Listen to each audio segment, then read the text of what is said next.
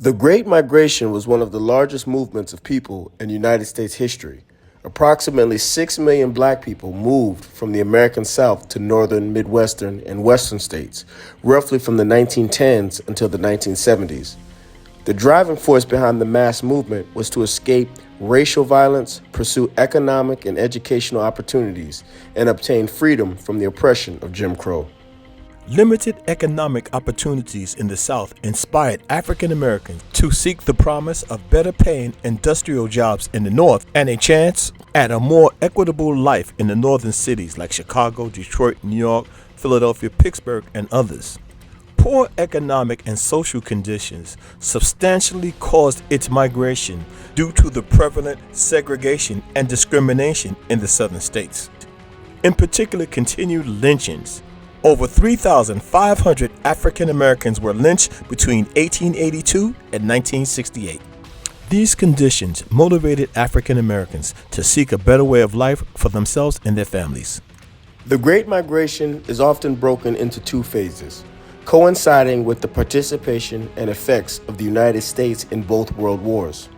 The first Great Migration, 1910 through 1940, had black Southerners relocate to northern and Midwestern cities, including New York, Chicago, Detroit, and Pittsburgh. Now, in the 1870s, there was a mass migration of African Americans from the South to Kansas. African Americans were fleeing from the harsh and discriminatory treatment that African Americans had experienced in the post-Civil War South as freemen. This search of a better economic opportunity combined with the available Homestead Act land made Kansas a favorable choice for African Americans. When the war effort ramped up in 1917, more able-bodied men were sent off to Europe to fight, leaving their industrial jobs vacant. The labor supply was further strained with a decline in immigration from Europe and standing bans on peoples of color from other parts of the world. All of this afforded the opportunity for the black population to be the labor supply in non-agricultural industries. During World War I, as many as 500,000 Southern African Americans permanently left the South to create new homes and lives in the urban North, and hundreds of thousands more would follow in the 1920s. This dramatic transformation in the lives of so many black Americans involved more than geography.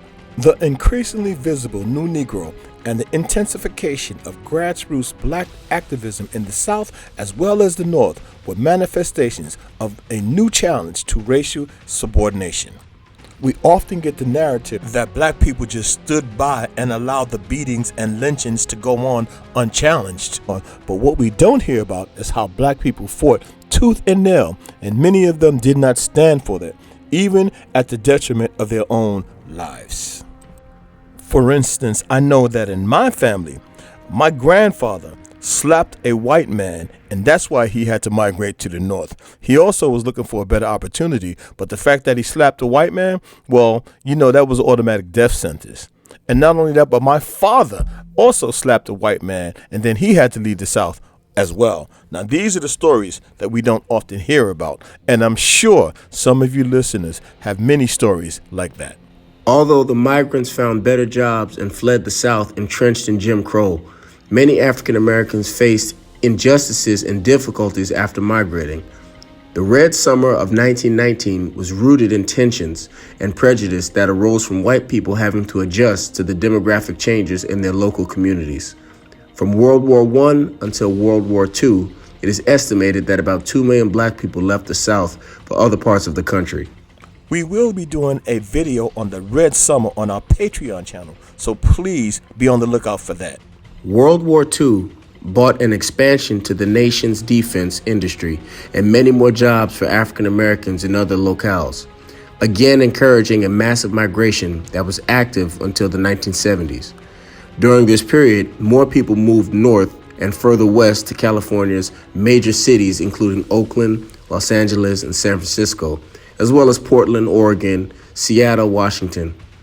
Within 20 years of World War II, a further 3 million black people migrated throughout the United States. The Great Migration was one of the largest movements of people in world history. Approximately 6 million African Americans moved from the American South to northern, western, and western states roughly from the 1910s through the 1970s. When the Emancipation Proclamation was signed in 1893, more than 90% of the African American population lived in the South, making up most of the population in 3 southern states, namely Louisiana, South Carolina, and Mississippi.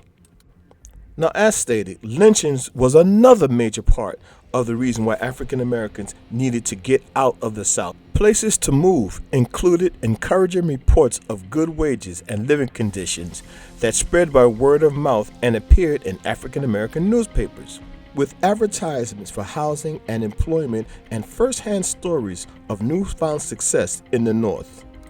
Black people who migrated during the second phase of the Great Migration were met with housing discrimination, as localities had started to implement restrictive covenants and redlining, which created segregated neighborhoods but also served as a foundation for the existing racial disparities in wealth in the United States. Between 1916 and 1970, the promise of non-agricultural work, higher wages, educational opportunities, and an escape from racial violence led 6 million courageous Black Americans to uproot their entire lives and migrate to industrial cities in the West and North. And ladies and gentlemen, this is where you get the hood from. And this is how the so-called ghettos in the Black neighborhoods developed. White Southerners reacted to the Great Migration with a mix of opposition, fear, and attempts to control Black migration. Opposition consisted of fear of economic loss. White Southerners feared losing their cheap labor force. Belief in white superiority. White Southerners believed they were superior to Black people and that Black people were intellectually inferior. And then they also had a threat to white way of life. White Southerners believed that Black people moving to the North threatened their economic interests and white way of life. Initially, Southern elites seemed unconcerned, and industrialists and cotton planters saw it as a positive. However, Southern elites began to panic, fearing that a prolonged Black exodus would bankrupt the South, and newspaper editorials warned of the danger. White employers eventually took notice and began expressing their fears. White Southerners soon began trying to stem the flow to prevent the hemorrhaging of their labor supply. Some even began attempting to address the poor living standards and racial oppression experienced by the Southern Black people to induce them to stay. As a result, Southern employers increased their wages to match those in the North, and some individual employers even imposed some of the worst accesses to Jim Crow laws. When these measures failed to stem the tide, white Southerners, in concert with federal officials who feared the rise of Black nationalism, cooperated in attempting to persuade Black people to stay in the South. The Southern Metal Trades Association urged decisive action to stop Black migration, and some employers undertook serious efforts against it.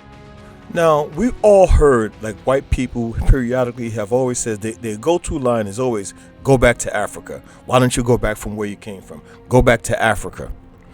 But when these people decided to leave the South, many white people fought tooth and nail to stop them from moving away from them. You know, it's not funny, but it's like, just think about that. You hate us that much, you tell us to go, but when these Black people decided to leave, they realized that no, we can't do without them, and we're going to do whatever we can to stop them from leaving. I just have one question for white people. What did we ever do to you? Now, the following are some of the ways that they tried to stop the Black people from leaving. White businessmen and politicians imposed migration fees on Black people. Cities passed ordinances that made it illegal for trains to accept prepaid tickets or group travel for Black people. White Southerners used intimidation and beatings to terrorize Black people into staying. You know, you can't make this up, man. Just make this make sense. You just can't make this up. Despite all the efforts of the white Southerners to keep the Black people in the South, it did not work, and Black people migrated to the North by the millions. We just like to point out that the people that we see that have migrated from the South to the North are the forefathers of people such as Michael Jordan, Michael Jackson, the Jackson 5, John H. Johnson, who was the owner and creator of Ebony and Jet, people like Wilt Chamberlain, Dr. J, Julius Erving, Eddie Murphy, Michelle Obama, Muhammad Ali, Thurgood Marshall, Barry Gordy, Diana Ross, The Temptations, Richard Pryor, people like Byron Allen and Marie Britton, inventors, and the smartest man in the world, Neil deGrasse Tyson. Those people, these so-called poor, downtrodden people, they carried in their loins some of the greatest people of the 20th and 21st centuries. You see, so those migrants, those were the ancestors of great people. Black people, we are a great people. Don't let anyone tell you any different. Because as much as they try to stop us, they cannot stop an unstoppable force of black greatness and excellence. So keep in mind, when you see these migrants, those are the ancestors of many hundreds of thousands, millions of great people. And don't you ever forget it. Now, the people I've mentioned, as well as many more, could you imagine all the people who never got an opportunity to even be able to live out their dream? How many great astronauts and business people and singers and entertainers and sports figures who revolutionized sports, how many never got an opportunity to do it because of the racism? People's names we will never know. It's just a shame when you think about it. Part 2 of the Great Migration, 6 million strong, will be on our next video. Ladies and gentlemen, we're happy to announce the launching of our Patreon channel. Please see the link in the description that will take you directly to our Patreon channel. On this channel, you will get the uncut, unedited, raw truth of things that we can't say on certain platforms and we cannot say on this platform. The gloves are off and we'll be able to express ourselves on that platform. We have exclusive content that's available on our Patreon channel that is not available nowhere else. And it's only a $5 monthly subscription straight across the board for every video. We don't have levels. It's just one fee for the entire month. And as I said, you get the uncut, unedited, raw version. Pretty much straight, no chaser. We thank you for your support in advance as we continue to bring you information that you won't get anywhere else. Exclusive content. Thank you so much for your support. The Black Excellence and Abundance channel, where Black history is every day. Thanks for watching. Please like, comment, share, and subscribe. And remember, thou art rich.